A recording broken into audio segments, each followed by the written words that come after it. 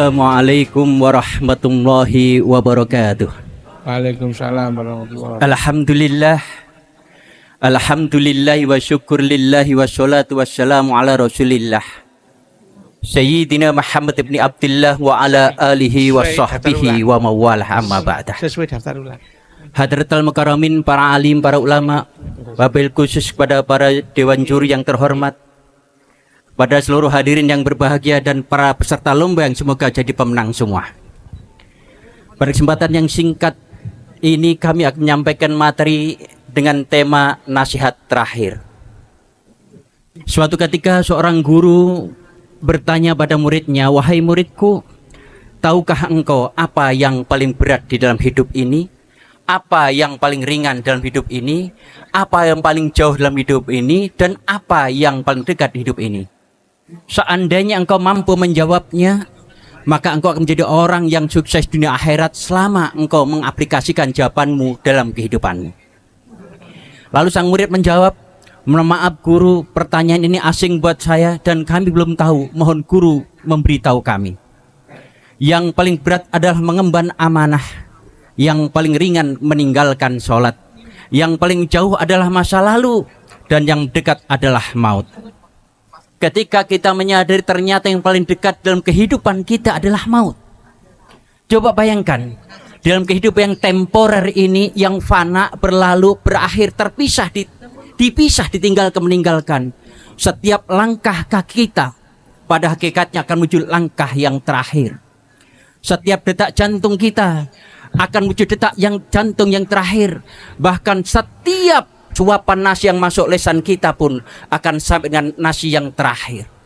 Artinya apa? Artinya hidup yang singkat ini bagaimana kita bisa mengambil pembelajaran untuk menjadi pribadi yang harusnya lebih baik daripada yang lalu. Ketika Allah mengingatkan kita dalam penggalan surat Al-Imran 140, "Wa tilkal ayyamu dawluha bainan nas." Hari itu diputar di antara manusia. Ada saatnya datang, ada saatnya kembali, ada saatnya dilantik, ada saatnya menyerahkan jabatan, ada saat dihidupkan pun ada saatnya dimatikan. Yang lalu tak akan pernah kembali sekalipun baru 1 menit. Yang akan datang sekalipun menawarkan banyak harapan, tetapi masih misteri untuk kita dapatkan. Yang paling pasti adalah hari ini, saat ini, di sini kesempatan dan milik kita. Harus kapan lagi kita berubah? Sementara kita berpacu dengan waktu, Allah sudah menitipkan kita ayat yang tersurat, yang tersirat, yang tercipta. Yang tersurat, kullu nafsin dha'iqatul maut, tsumma ilaina turja'un. Setiap yang berjiwa pasti akan mati, dan kepada kami engkau akan kembali. Di ayat yang tersirat begitu banyak kejadian di lingkungan kita, daun-daun yang berjatuhan. Di ayat yang tercipta ada dalam diri kita, rambut yang mulai memutih, pandangan yang mulai kabur, gigi yang pada tanggal, kulit yang mulai kendor, telinga yang mulai berkurang pendengaran kita, badan mulai bongkok, langkah mulai gontai. Bukankah itu juga ayat-ayat yang seharusnya mengingatkan kita semua untuk menjadikan waktu adalah kesempatan terbaik bagi kita, untuk kita bisa menjadi pribadi yang lebih dekat dengan Allah. Kita juga harus menyadari bahwasanya ketika kita diperingatkan oleh Allah dengan nasihat lisan, tetapi tidak membuat kita segera sadar, maka Allah akan berikan nasihat kedua berupa kejadian-kejadian.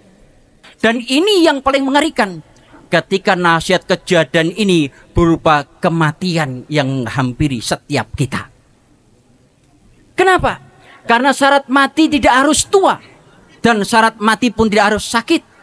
Bisa datang kepada yang muda, bisa datang kepada yang tua, bisa datang pada yang sehat, bisa datang pada yang sakit. Tetapi tentunya bagi orang yang punya kesadaran dan sadar dengan kehidupan yang temporer ini, maka kita harus pandai-pandai mengambil kesempatan tentunya untuk bisa menjadi pribadi yang lebih baik. Kemana kita harus melangkah ketika kita hidup hanya untuk habis melakukan kegiatan-kegiatan memperturutkan hawa nafsu kita? Ketika Allah tegur kita dalam hadis qudsi, isma syi'ta fa innaka mayitun. Silahkan Anda hidup sesuka-sukamu. Jangan lupa kematian akan menghampirimu. Artinya apa? Artinya ketika kita hidup yang temporer ini, kapanpun, dimanapun, dalam keadaan apapun, maut selalu mengintai kita. Coba pejamkan mata sejenak. Ternyata hari ini yang kita jalani, yang kemarin ternyata masih anak kecil. Dulu kita memanggil ayah, sekarang dipanggil ayah. Dulu kita anak-anak, sekarang rata-rata punya anak. Nanti kita, kalau Allah pinjamkan panjang umur, kita akan jadi kakek. Itu pun kalau masih dipinjamkan. Kalau tidak, tentunya kita akan kembali bisa jadi dengan penyesalan yang berawal, tetapi dia akan pernah berakhir. Kesimpulannya, nasihat pertama adalah kalimat-kalimat yang mengingatkan kita untuk baik. Nasihat kedua adalah kejadian. Dan kejadian itu bisa jadi nasihat terakhir kita yang bernama kematian. Mungkin inilah yang bisa kami sampaikan. Mencari pinang di Malang Raya. Membeli rebung di Singosari. Kami datang bukan untuk berlomba, tapi menyambung silaturahmi. Demikian yang bisa kami sampaikan. Mohon maaf atas segala kekurangan. Wassalamualaikum warahmatullahi wabarakatuh.